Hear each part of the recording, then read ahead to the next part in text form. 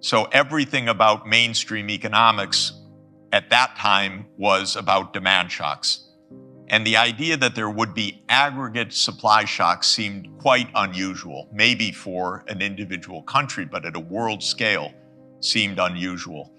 In the 1970s, the supply shocks were energy supply shocks, not unlike today, but they came from two wars in the Middle East, and from the rise of OPEC, not from the war in Ukraine, for example, and everything that has come afterwards. We also didn't have in the 1970s a pandemic. That's a massive supply shock as well that we're not done with. And we didn't have global scale climate shocks underway either. There was, of course, climate change already happening, but now we're in the year-to-year worldwide environmental shocks reality. It's not a small thing. Europe had mega drought this year. China had a mega drought this year. The United States had a mega drought this year. Many places had huge floods this year. Many places had intense hurricanes this year. This is the yearly norm now, and it's only going to get more extreme because we already have a temperature increase of 1.2 degrees Celsius compared to the pre-industrial level, and the rate of warming has accelerated. So we're warming at a rate of more than 0.3 degrees Celsius per decade. So we'll be above 1.5 degrees by the 2030s. We'll exceed that target. And maybe even in the next few years when we go from the La Nina phase that we're in now to an El Nino phase, which will happen soon, that could actually push the Earth's temperature above 1.5 degrees relative to pre-industrial levels. So we have a massive number of supply shocks. And today our supply shock started with the pandemic, then the direct effects of the war in Ukraine, then the effects of the sanctions regime, then the effects of somebody, the United States probably, blowing up the Nord Stream pipeline, then the effects of the climate shocks that are pervasive worldwide. 4 big supply shocks. Probably all of them, even including the pandemic, human-made. So just one word about the pandemic. I chaired a commission for The Lancet for 2.5 years on the pandemic because I have some experience in public health, economics, and previous pandemics of AIDS in particular. And my conclusion at the end of it was that the virus could well have come out of a US-funded, US-China laboratory project that went badly wrong by accident, because the US was funding genetic manipulation of the SARS virus in a way that could really have created this virus. We don't know, because neither the US government nor the Chinese government is saying a word about it. And both are saying, don't look here, go look over at the market. But at the market, there were no animals that were infected that they could find.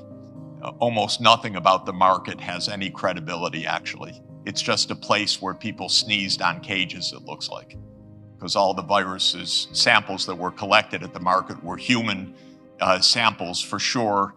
And all of them were collected too late December, probably 2 or 3 months after the original event had taken place and spilled into the human population. So I think it's possible that the pandemic itself was human-caused. In any event, the outcome of the pandemic was a mess everywhere because no one was very good at stopping the pandemic. The Asian countries were the best because they had more experience with SARS.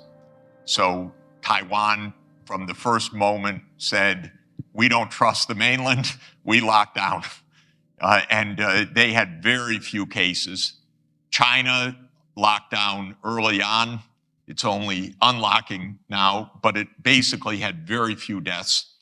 And the rest of the world, including Europe and the United States, South America, or Latin America, Africa, it was a huge disaster, I would say, because our governments were not prepared for this, and because the virus was really, really transmissible. And probably transmissible because it had 4 amino acids called the furin cleavage site in the protein, in the spike protein of this virus that quite possibly were stuck in there to make it very infectious, because that was the experiment that the scientists wanted to do. Let's see what happens when we add in a furin cleavage site into this virus. That may be what happened. In any event, huge supply shock, which we're not out of yet.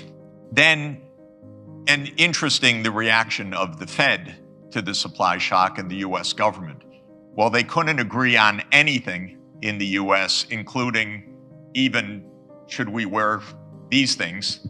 This became the most political issue in the United States, face masks. They did pour a tremendous amount of money into so-called macroeconomic stabilization in response to the shock. So the United States ran a budget deficit of general government of 14% of GDP in 2020, which is a lot, by the way. And we spent about $7 trillion, which is a lot even for the US, which is a $23 trillion economy. $7 trillion over 3 packages to respond to the shock, to replace lost wages, to give businesses financial support, to pay the payroll of businesses, to pay rents, and many things. The Fed bought about half of the debt, a massive monetization of the debt, which started in March 2020, the biggest increase of base money in history, anywhere by far, of course. About $3 trillion of base money pushed into the economy from March 2020 onward. That's where a lot of the inflationary impulse was created.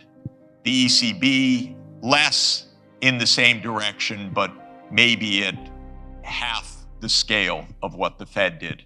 But the Fed really pumped up the money supply and pumped up